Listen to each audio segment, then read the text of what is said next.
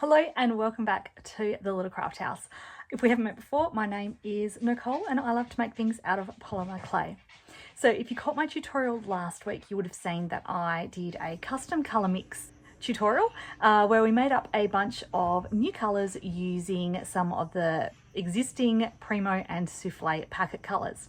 Well, today we are going to use them for a design. So I have lots of different ways of finding inspiration for making my polymer clay designs. One of my favourite ways is looking at designs that are on fabric and recreating those but with my own twist. So taking inspiration but not copying. What I did was I just did a quick Google search of some fabrics in the style that I wanted to do. So I was thinking of a retro style theme but with these more modern colours. So as I looked through, there was a few different designs that caught my eye, and I really liked this design with the squares with the cut out circles, very retro. And I thought that looked good with the colours that I was wanting to use. I did, however, try to replicate this and make it myself, and it was just a big fat mess.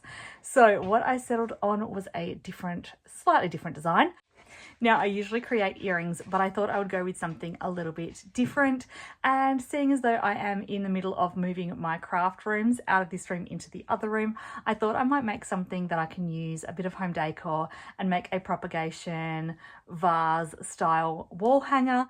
But the pattern that we've made today can be obviously used for anything. So if you would like to make jewellery out of it, recreate it for yourself, make jewellery out of it, you are more than welcome to do so. So I hope you enjoyed the tutorial. If you did miss last week's colour mix, jump back over to last week's for those custom colours. And yeah, I hope you enjoy today's tutorial. Before I start any tutorial, I always have a little play around to make sure the design I'm going to do is going to work, or at least have an idea of how it's going to work. That way I don't get all into filming and get too far ahead of myself and have it not work. Anyway, this is what I was talking about with those squares with the circles cut out. Looking back at it now, it's not as bad as I thought it was at the time, so maybe I will give it another go later, but it just wasn't giving me the look that I wanted to go with. Maybe because I was just using colours that I had laying around, not the actual colours I was planning on using. But yeah, I just wasn't overly happy with how it was looking. It was taking additional cutting out to get it to even out, and yeah, it was just a lot of work for something that I wasn't overly happy with. So this was what the first idea was. I then changed it up and decided to go with a slightly different pattern instead. So yeah, I might have to give that one another go another time. I just didn't like the way it was looking. So instead of going with that pattern, I'm going to move those to the side and then I'll show you the pattern that we are going to go with today. So I decided to change it and go with this one here. So just a simple square with a circle cut out of the top. And then we're going to just alternate them along to create that retro style pattern, but with our more modern colours. The benefit of doing a little prototype like I just did was that I realised I was going to need to back this design on something. So I have a small sampler packet of clay there, plus I also have those custom colours that we mixed up last week. So these ones are the colours that have inspired today's pattern. I wanted to use these colours and thought that they would go really nicely together in that retro style. So that small block of packet colour I've got there, pretty sure it's bluestone, and it kind of goes with our colour palette, but I'm thinking I might need some more because I'm not sure how far this is going to roll out. And today's design, because I'm going to use it for a home decor item, I need it to be larger in size. So I'm just going to get this one rolled out and we'll see how much it gives me, and then I'll decide if I need to add some more clay to it or not. So even though this tutorial today is suitable for beginners, I'm not going to go through all those super basic steps. If you have never worked with polymer clay before and would like to know about the conditioning and the baking and all that sort of process, check back on my previous tutorials because I do cover those in those tutorials. This one today is more about making that pattern, that retro style pattern with the clay. Now this block of clay actually surprised me because it has been sitting in my stash for quite some time, but it was quite workable still, so it didn't need too much conditioning. So I'm just going to pop them together and put it through the pasta machine. Today's design, I don't want to be too thin. I need it to be a little bit more of a stable design because of the size that it's going to be. So I normally, to stretch out polymer clay, make it go a little bit further, I'll go down in sizing just to thin it out a little bit, make it stretch that a little bit more. But I don't want to go down too thin today. So I've got it on the thickest setting on the pasta machine, and then I might take it down one more, but I don't want to go any thinner than that. Whilst I was passing it through the machine here, I was realising that it is nowhere near enough clay that I'm going to need for this backing piece. So I will have to get some more. Hopefully I have another piece of that clay in my stash. Otherwise, we'll have to come up with another plan. Right, that's how much it gave me. So I probably want about double this amount. So a full block would have been handy.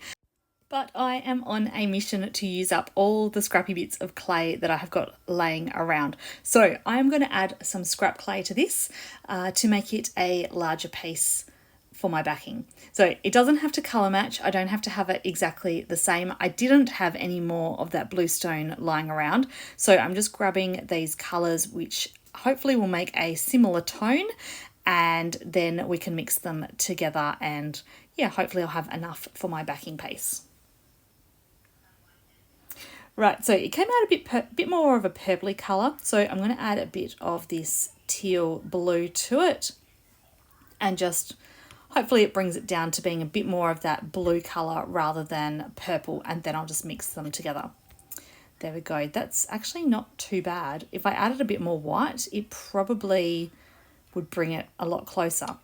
But there we go. Mix them together and it's not too bad. So it's pretty similar to what it was. It still goes with the tones of colours that I'm using today. But I didn't want it obviously the same colour as what I'm using. I just wanted it to be slightly different. So what I am now going to do is pass each of my clays through the pasta machine on that thicker setting so that they are all of an even, consistent thickness.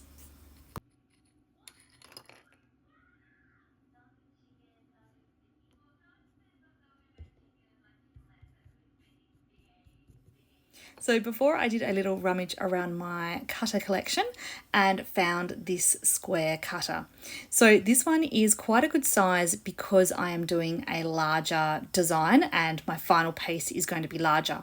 If I was making for earrings or for other jewellery pieces, my final pieces that I've cut, my final components would be a lot smaller. So if you go with the larger square, you're not going to get as much of the colour and the pattern in the design. So I would have gone a smaller square cutter if I was doing this for jewellery. But because it's for a larger project, I can go that slightly bit larger in the cutter. So I'm not sure exactly how many squares I'm going to need. I'm just going to try and cut out as many as I can out of each of these colours.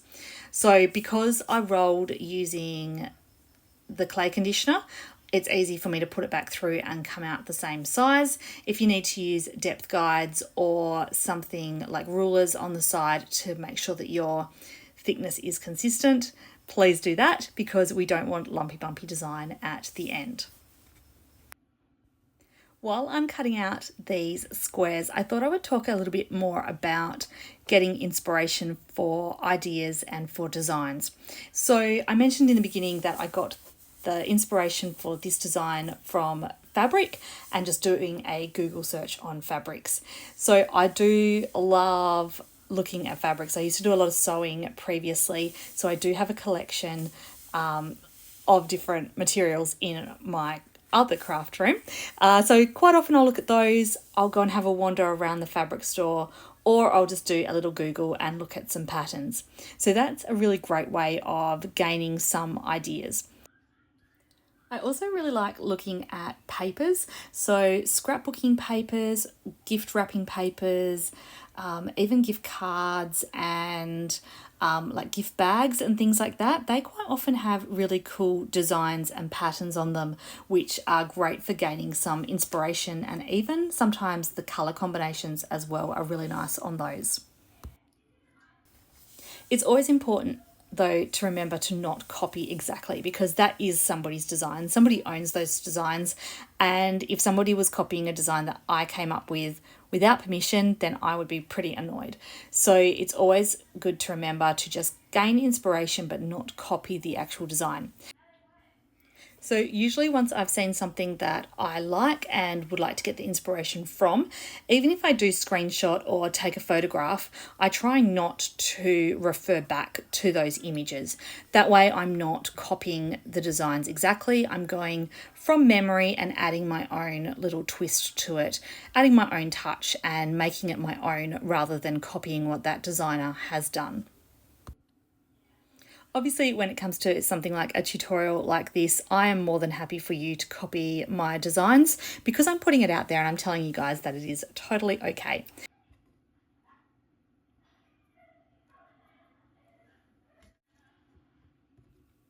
Okay, so that's probably enough about me talking about inspiration, but hopefully that gives you guys some ideas on where you can grab inspo for your designs and your colour combinations. Right, so I'm coming into just doing the last colour here, which is this beautiful navy blue. This one reminds me a little bit of the Primo Galaxy Glitter. Galaxy Glitter, but without the glitter effect. Sometimes when I'm doing these designs, I do like to use a clay that has an effect in it. It just gives that little bit extra interest, I suppose, to the pattern. I did, however, just see this block of pistachio sitting to the side, souffle pistachio, and I think that I need to add this green to this colour mix. I think it just adds something, I think it just needed that additional colour in there. So that is my little colour palette for today, and I'm pretty happy with how those colours look together. You'll see at the top here I have my base piece of clay. So I'm just going to trim around the edges just to neaten it up. I probably don't have to do this step because I'm probably going to have to trim it all down again afterwards, but it's just a little bit neater to work with if the edges aren't all ruffled like that. So just going to trim them down and put the spare clay to the side because, as always, I will use up the scraps for something else later. Right, at this point I was kind of trying to decide how I was going to do the next step. But I realised that first of all I have to actually just neaten up all of my bits of clay. Sometimes when you cut them out with the cutter, it hasn't got the most perfect cut. So I do need to go along and smooth out all of the edges. So I'm just going to do it with my finger like that, just giving it a very slight rub. That just kind of smooths it out. If anything was too chunky on the sides there, if it had kind of torn at the clay, I would use my knife, but the cutter that I used was pretty sharp. It's just that there's just a few little rough edges, so we'll just smooth them out. The problem with if you don't smooth them out is once they go over onto the clay, the base piece, there's not going to be an opportunity to smooth them out once it's on there because you're not going to be able to sand because they're all going to be tiled next to each other. So this step of just smoothing the edges will take a few minutes, but it's definitely worth taking that time to do because it's going to make the finished look a lot neater.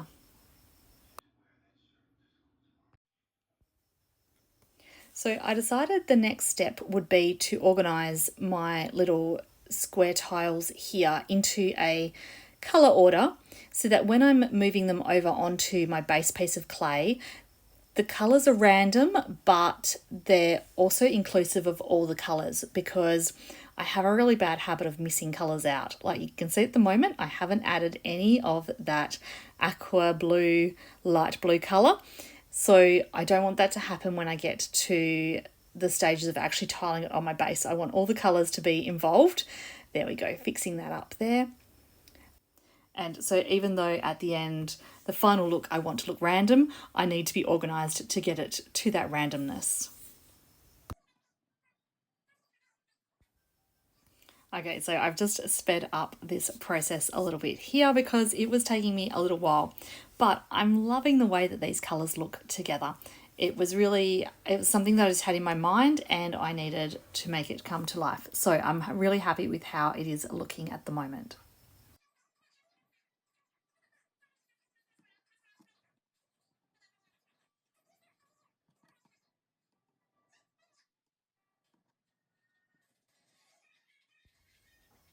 So I'm probably not going to need this final row of colour here.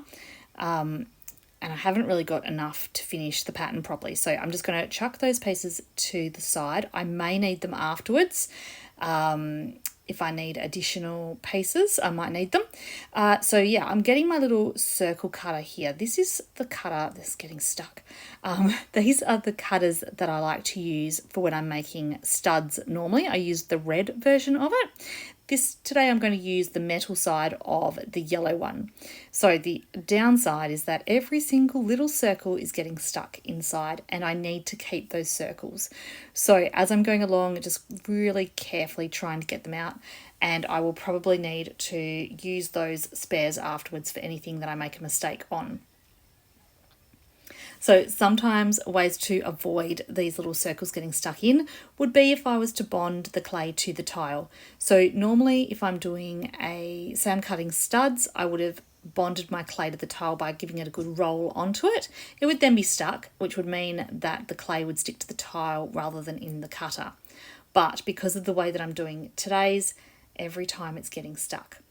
I could also use corn flour, or I could use some cling wrap, glad wrap over the top.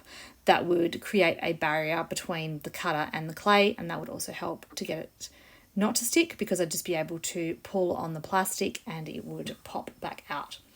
But I'm just doing it the most difficult way possible today, which just means it's going to take a bit longer. So I've left it in that sped up version just so that you don't have to painfully watch the slow version of this.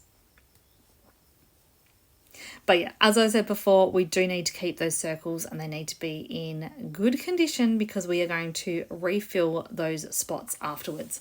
So just being really careful as I take them out. I'm kind of pressing down on one side, which flips up the other side. I could use a little tool, which I do have a tool handy, and I think I use it in a second. The only problem is it puts a little bit of a dent in those circles. So I try to avoid that and just use my fingernail.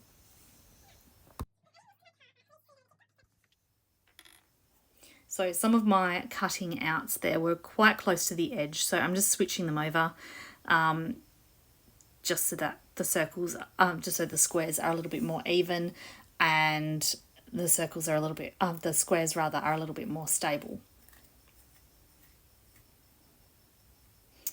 Okay, so I've changed the direction here of my tile so that you guys can watch me do this. Now I've realized that my squares it's a little bit wider, the design that I did on my working tile rather than what the clay is. So we're going to change it up a little bit. So all that organising, well, it's not wasted because it still goes in a bit of a pattern. So I'm still following that pattern through. I also decided that I am going to keep the little gap in between each of these squares. So it's the tiled effect, but it's not all. Each of the little squares isn't butted up against each other. I'm leaving that small gap between. When I cut the circles out of each of these squares, I tried to make sure that they were in different corners so that it would have that randomness to it. Now that my design is slightly changing because it's only going to go 4 across, not 5 across, I might need to rotate those squares around a little bit just so that those cutouts aren't all in the same direction. If you've watched my tutorials before and you've seen me do this sort of layering pattern on a base piece of clay, you'll know that I'm just setting the pieces down very gently on top of that base clay. So I'm not pushing them down so they're not adhered onto that bottom piece of clay yet until I'm ready and have decided that that's exactly how I want it to look. So I do have the opportunity to change these pieces around if I need to. If I kind of lay it down and go, oh, those two colours are too close together, or I'm not happy with the positioning of the circles, I am able to just lift them up and change them around at any point.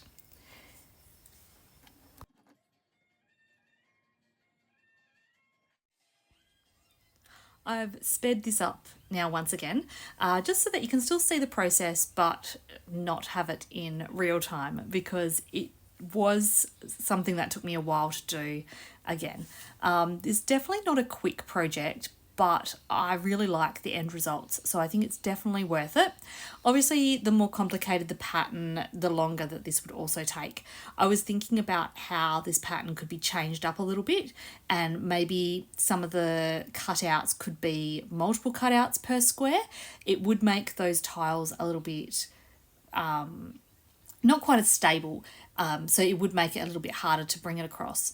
I think also my original idea of that bigger circle being cut out, I think that would also be a little hard to transfer, but it's still something that's on my mind, so I am still going to try and attempt that original pattern at some point. I'll probably just do that one in reels though, because yeah, I don't know that it will necessarily need a full-length tutorial.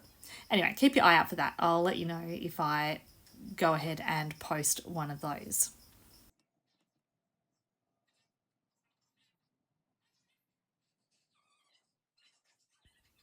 Whilst tiling this, I also thought it could be really cool to do this pattern with a white background and black squares on top, or vice versa, and not actually necessarily put those holes back in, so you could be peekabooing through to that base colour. That could also be a really cool take on this design pattern, because it's looking quite good how it is at the moment, but I really do want to add those colours back in.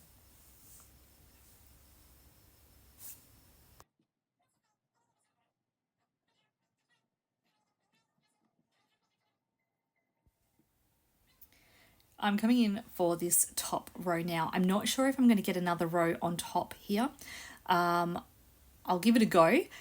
I've got to remember that it's got that little bit of roughness at the top there, but I am going to cut a shape out of this so that top roughness will disappear afterwards. I'm going to cut that off.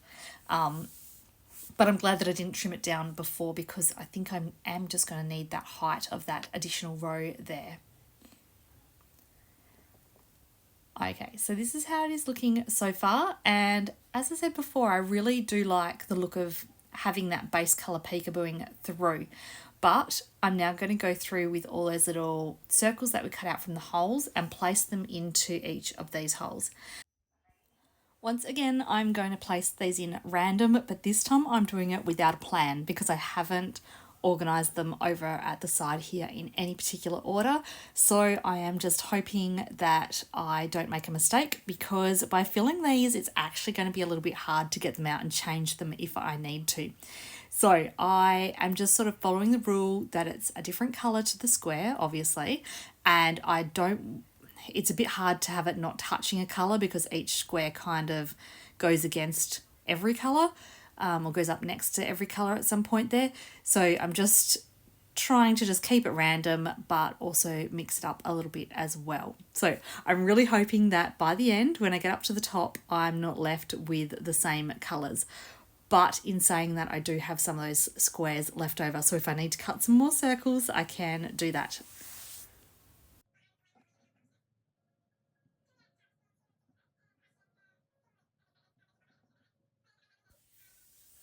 So you'll also notice that as I'm filling here, I am putting a little bit of pressure on, just to make sure that those circles are in the holes nicely. And I'm also adding fingerprints whilst I do this. It's a little bit more noticeable on that navy blue colour. I think because that's got Primo mixed into it, whereas the others are more of a matte finish with the souffle. But we're going to get rid of those fingerprints in a moment anyway, so don't worry too much about that, because yeah, I have a solution for that.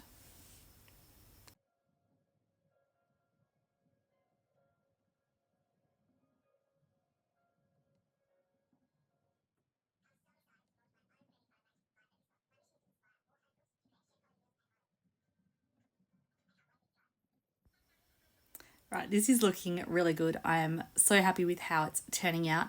I am now second guessing that gap in between each of those squares, but that's okay. We're going to go with it for this time, and I can always redo this design another time and put the squares up next to each other. So I mentioned earlier about bonding the clay to that base piece, and I don't want to distort any of the squares. So we're going to use a piece of baking paper, and I am just going to gently rub the baking paper and add a slight bit of pressure to those squares just to make sure that it's all bonded down and make sure that each of those little circles has filled the holes properly. You can of course use your rolling pin if you like. I'm just using my hand because I just kind of prefer that, but obviously up to you. There we go, that hasn't distorted them too much, but it's enough pressure to hold it in place. And then before I mentioned about eliminating fingerprints. So what I've got is some sandpaper. I think it's an 80 grit. It says P80 on the back. I'm assuming that's the grit. So it's a nice thick coarse one, and we're going to add that to give some texture. First though, I've just noticed that some of these squares are a little dirty, so I've got an alcohol wipe and I'm just cleaning off those squares. I probably should have done that before I used the baking paper, because now I've kind of pressed some of that muck into the squares. But yeah, alcohol wipes, I really like these to use for cleaning. Otherwise, a little Q-tip with some isopropyl alcohol will also do the job. And one of the great things about using the isopropyl alcohol for cleaning is that it dries really quickly, so you don't have to wait ages for it to dry off.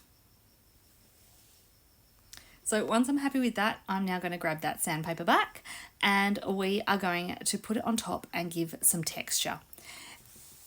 I'm just going to rub it nice and smoothly again. It's going to, again, help to adhere those pieces down, but it's going to take away the fingerprints by adding this nice little rough texture to the clay. If you're someone that struggles with bubbles appearing in your clay once baked, the sandpaper effect will also help with that, because it kind of hides and camouflages those bubbles into that rough effect. So if you find that you quite often have bubbles, try adding that sandpaper texture and see if that will help to hide it and help stop it from happening.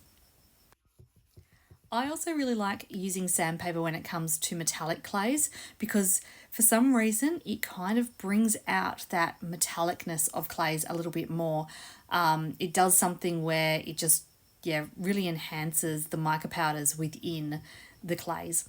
I have a few reels that I've done previously that do show that effect and how well it works. Here's a little close-up of today's design, though. You can see how it does have that texture, gives it that little bit more of a matte finish, and it is looking really good. I just wish my squares were a little bit more evenly placed there. Some of them aren't quite perfect.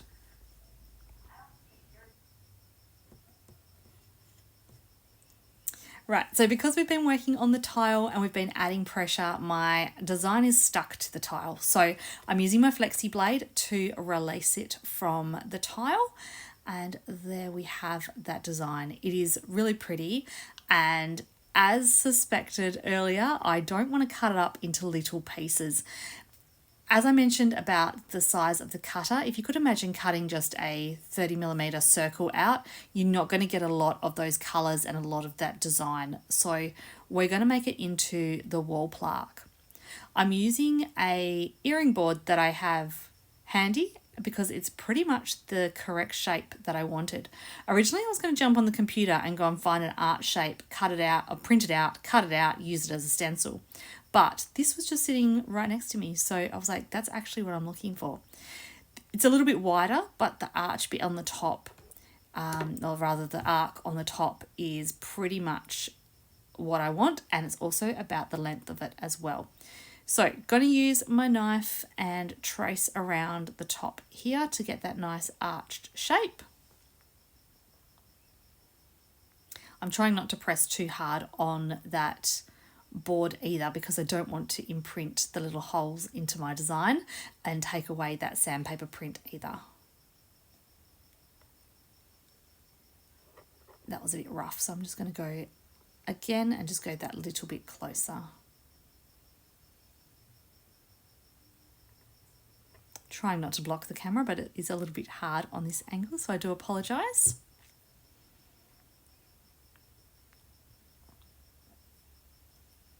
Excellent, that curve is really good. And now I've just got to trim down those sides again. So I'm pretty much just going to run it along the side of each of those squares.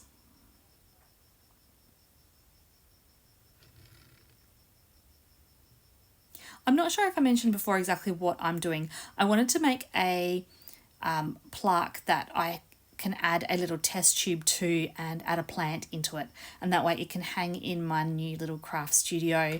I can admire the colours of this, and I'm a little bit obsessed with plants at the moment, so I'll be able to grow a little plant in it as well.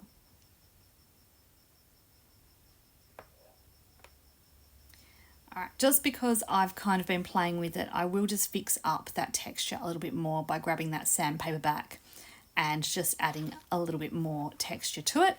I'm then going to pop this whole piece into the oven and bake it for about an hour, and I'm going to bake at 130 degrees.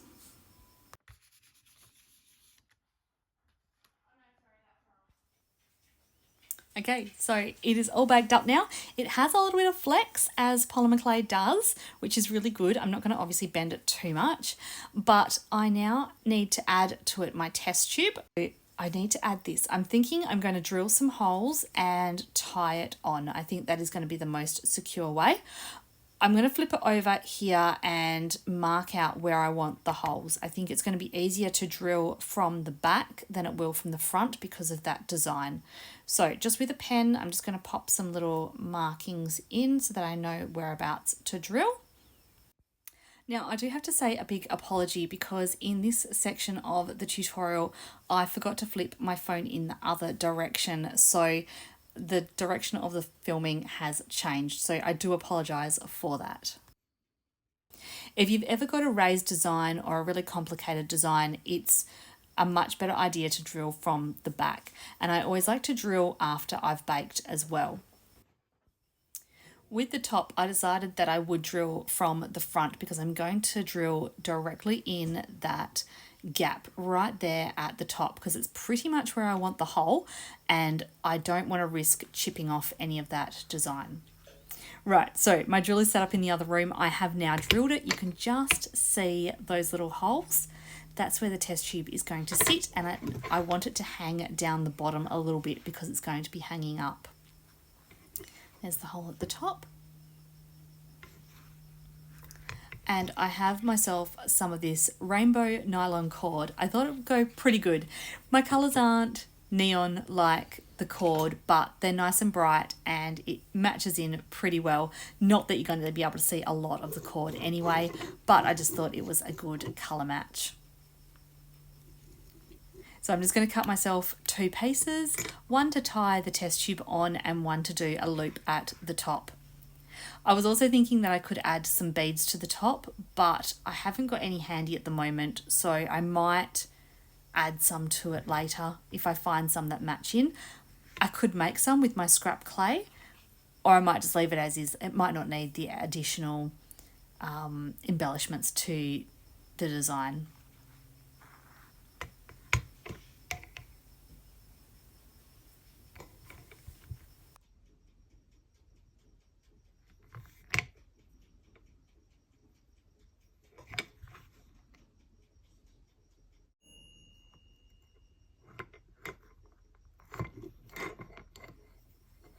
So I'm going to tie this on nice and tight, and hopefully it will hold that test tube securely enough.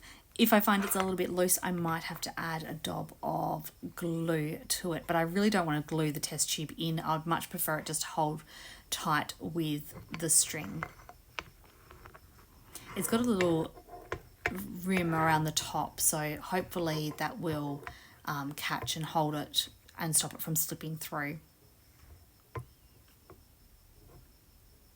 I also had considered using wire to hold it in place, but as the back is going to be up against the wall, wire might scratch on my wall. So I thought that just going with the string with this soft cord would definitely be a better option. And that seems to be holding in place well, so I think that's going to work.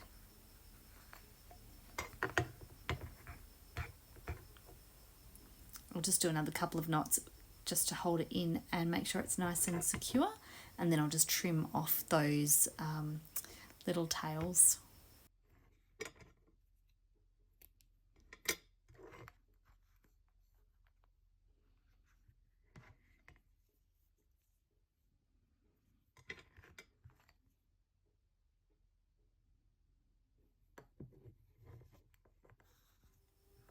Okay, so this brings me pretty much to the end of the tutorial today. So I just wanted to say a huge thank you for joining me, especially if you joined me last week as well for those colour mix recipes. It's been a long project, but I think definitely worth it. I really do love the colours and the pattern of this, and it has been lots of fun to make. So I hope you've enjoyed watching me make it, and I hope it inspires you to get creative and make one for yourself as well. It's quite good to occasionally make some different things other than just the earrings. So I'm going to go and find myself a little plant and then find somewhere to hang this up. So thank you once again for joining me. Hope you've had fun, and I'll be back again next week with another tutorial. I think I'll be back to earrings next week. So I'll see you then. Thanks for joining me. Bye.